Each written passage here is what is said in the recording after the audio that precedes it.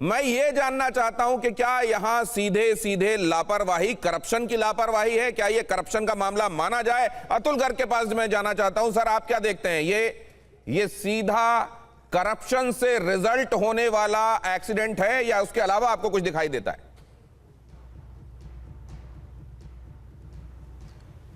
देखिए, ये बिल्डिंग जो बनी थी, जो आप लोग खुद ही कह रहे हैं कि ये 5 फ्लोर की बनी है, ये उस एरिया में अलाउ नहीं हो सकती है। अब बिल्डिंग कैसे बनी, कब बनी, क्या हुआ, ये जांच का एक विषय है।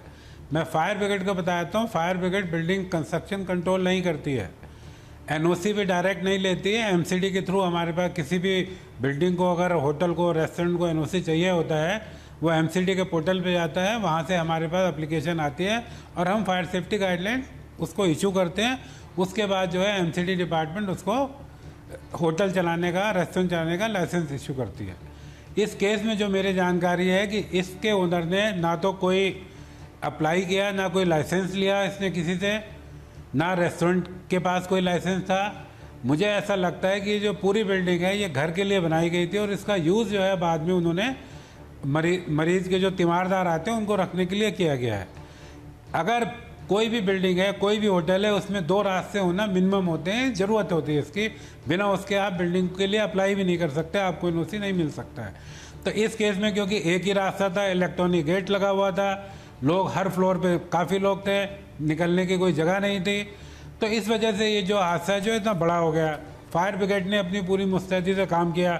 ये सुबह जो है 8:53 की कॉल है और मैं अभी किसी चैनल पे देख रहा था, जो आई विटनेस से कहा सर आग जो है करीब 8 बजे थोड़ा थोड़ा धुआं निकलना शुरू हो गया था, पर किसी ने उसको सीरियसली लिया नहीं। सबसे इंपॉर्टेंट बात को अपने ओपनिंग रिमार्क में ही कह दिया। मैं आपको बीच में इसलिए रोक रहा हूं सर, क्योंकि कुछ एक चीजें आपकी जानकारी में और डालनी है, लेकिन आपने सबसे महत्वपूर्ण बात यह कह दी कि कंस्ट्रक्शन के लिए जिम्मेदार department obviously fire department construction देखने वाला डिपार्टमेंट नहीं है। एमसीडी को यह देखना चाहिए था कि ये कितना इजाजत मिली है और कितना कंस्ट्रक्ट किया जा रहा है। तो क्या इसमें भी एक लेवल सेट होगा, सबसे बड़ी जिम्मेदारी किसकी, उससे कम जिम्मेदारी किसकी, उसके बाद नंबर किसका? खास तौर से क्या सिनर्जी में ये काम नहीं हो सकते? शहरी विकास के मामले में जिन जिन डिपार्टमेंट्स को जाहिर है जिनकी जरूरत पड़ती है, क्या वो सिनर्जी में और एक साथ मिलकर काम नहीं कर सकते? और क्या कोई दूसरा डिपार्टमेंट किसी अलग डिपार्टमेंट की लापरवाही को फ्लैग नहीं कर सकता? क्या इसके लिए कोई प्रोविजन नहीं होना चाहिए? डॉक्टर सुधीर कृष्णा हमारे साथ जुड़े हुए हैं, जो कि सेक्रेटरी रहे हैं मिनिस्ट्री ऑफ अर्बन डेवलपमेंट में। सर, आप क्या देखते हैं, क्या इस तरह की सिनर्जी होती तो शायद ये रोका जा सकता था? देखिए, सिनर्जी बिल्कुल उपलब्ध है।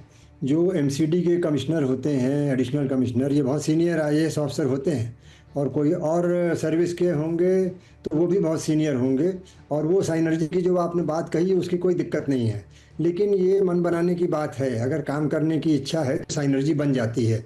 कोई गवर्नमेंट सर्वेंट मना नहीं करता है अगर कोई दूसरा डिपार्टमेंट उससे कहे कि हमारे साथ चलिए, इंस्पेक्शन करिए। ये ड्यूटी होती है, फायर डिपार्टमेंट की ड्यूटी है कि म्यूनिसिपल कॉरपोरेशन को वो मदद दें, सपोर्ट करें, सहयोग करें, और वो कभी मना भी नहीं करते हैं। तो ये सवाल ये है कि जब ये घटना हुई है तो मैं देख रहा हूँ कि आपके चैनल पर ही नहीं, हर चैनल पर, और बहुत से वीआईपीज़ हैं वो कह रहे हैं कि दोषी को पकड़ा जाएगा, उसको ये सज़ा मिलेगी।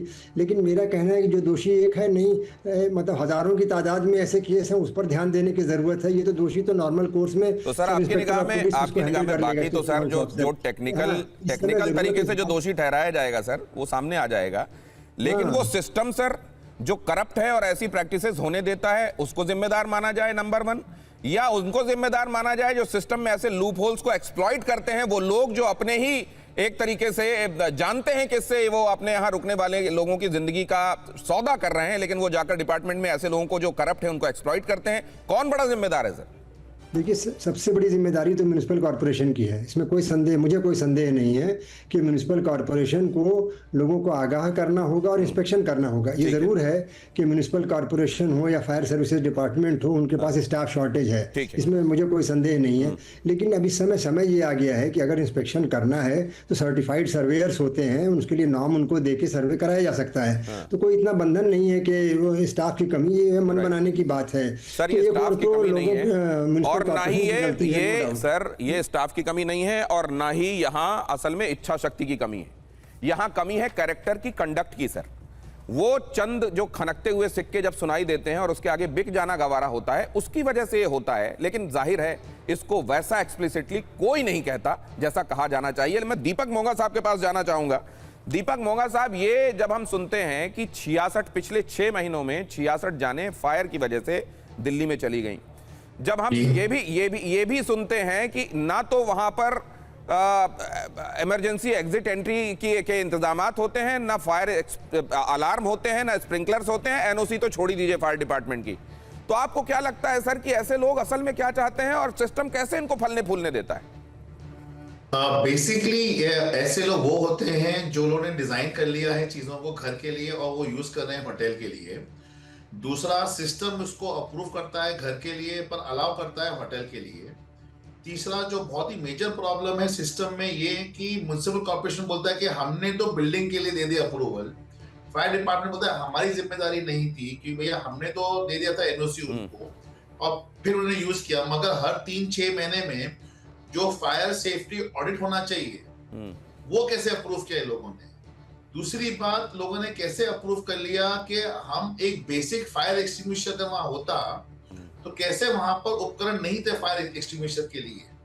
क्या हम लोग वैल्यू ऑफ इंसानों की इतनी कम हो गई है कि हम लोग ये बेसिक फायर एक्सटिंग्विशर नहीं रख पाते हैं जो 500-1000 रुपए का आता होगा या 2000 रुपए का होगा तो सबसे बेस्ट हो जाएगा, 20 लोग की जान बच जाती, इतना जान माल की प्रॉब्लम नहीं होता लोगों को।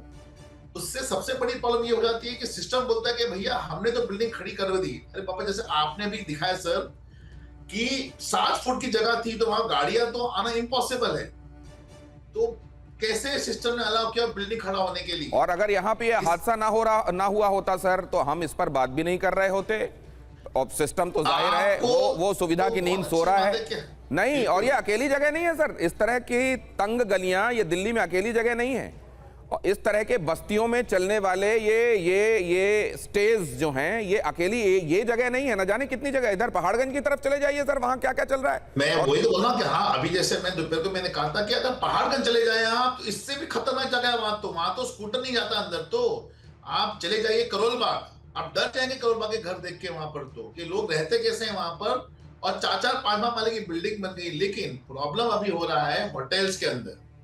लोगों ने होटल बनाए, घर बनाए, सिस्टम ने अलाउ कैसे किया, सिस्टम को मालूम है बिलिंग हो रही है, लोग बिलिंग करते हैं, उसका जीएसटी भरते हैं, तो पता चल रहा है ना कि वो घर चल रहा है। नहीं सर, अब सवाल ये है कि बाकी चीजों में कोताही या करप्शन, चलिए ठीक है, जहां सीधे सीधे जान इन्वॉल्व नहीं है, ठीक है, हाथ जोड़ के कहेंगे भाई साहब आपकी मर्जी।